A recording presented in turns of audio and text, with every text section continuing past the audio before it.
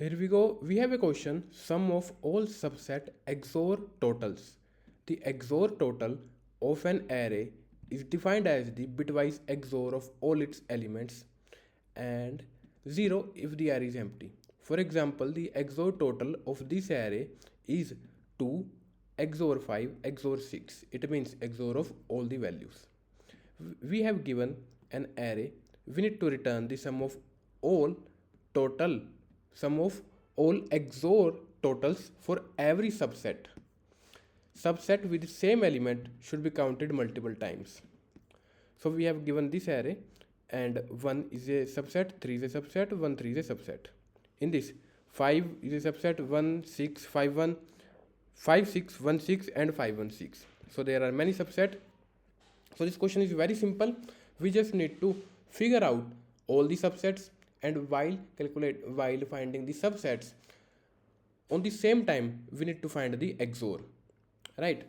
And at the end we just need to find the total of all the XORs. So let's directly code this. So we have given a global XOR and it is defined here.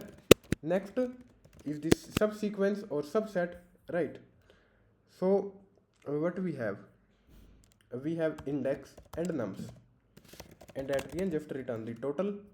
So let me write total here. This is my total,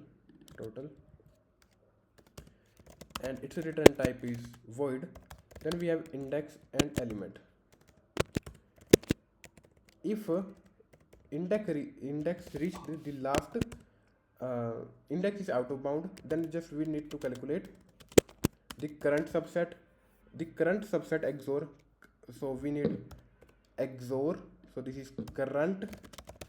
This will include current subset XORs.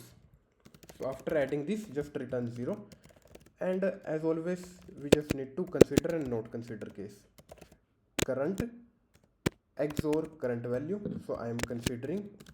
Otherwise, I am not considering. Let's run this and I hope it will work.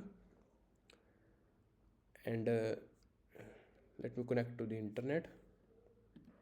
And there is some error, that is we are returning, so we don't need to return any value. Then answer is not defined.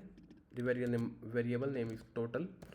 Then let's run it again and yes, working fine. Let's submit this.